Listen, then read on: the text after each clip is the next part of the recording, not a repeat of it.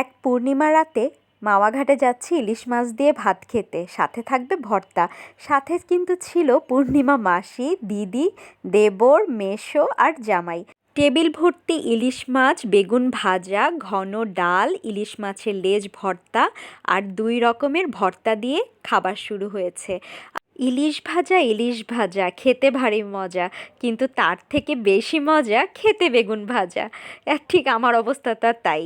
আমার একটু বেগুন ভাজাটা বেশি পছন্দের। তারপরে ইলিশ মাছের ভর্তা দিয়ে ভাতটা মেখে নিচ্ছি।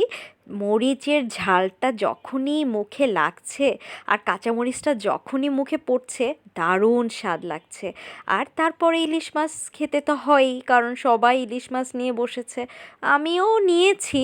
তবে ইলিশ মাছের থেকে ইলিশ মাছের ডিম আর তেলটা দিয়ে আমি মজা করে ভাত খেয়েছি। শেষ পাতে আবারও বেগুন ভাজা দিয়ে খাবারটা ফিনিশ করলাম।